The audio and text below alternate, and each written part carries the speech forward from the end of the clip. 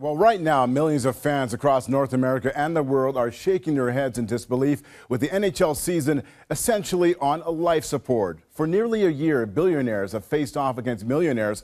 Finally, the NHL stating today no talks are scheduled with the Players Union. Let the lockout begin. Fans will now have to learn how to reconnect with their families. Meet a now on how the NHL skated into this mess.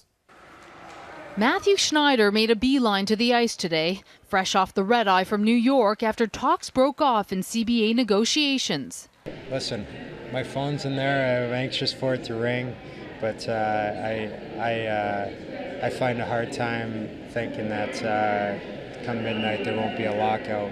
The clock is ticking down to midnight with no deal in sight. The former defenseman decided to head back to coach select hockey tryouts after sitting at the bargaining table all week.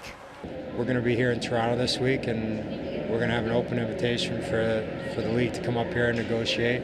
The issue is money, and lots of it. The NHL has enjoyed record revenue growth for the last 7 years. The sticking point is how to split $1 billion over 5 years. The owners want to keep the lion's share of 57%.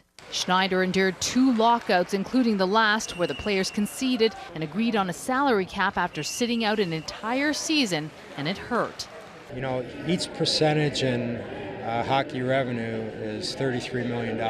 So, you know, there's an awful lot of money at stake on both sides. Last time around, the owners had built up a $300 million war chest to help pay the bills during a lost season. It was ugly, and it took them 3 months to return to the bargaining table. Insiders say they learned their lesson, and there's no way that'll happen again.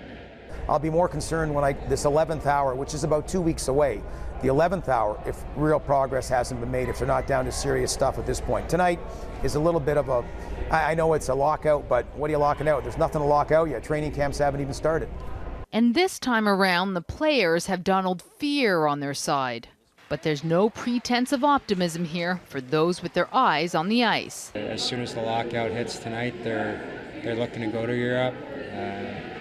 Ovechkin's already back in Russia. He left. He was frustrated with everything that was going on. You know, Sidney said yesterday that he's considering going over to play in Europe or even Russia with Malkin. I saw. So, you know, guys just want to play. They love the sport. They want to play.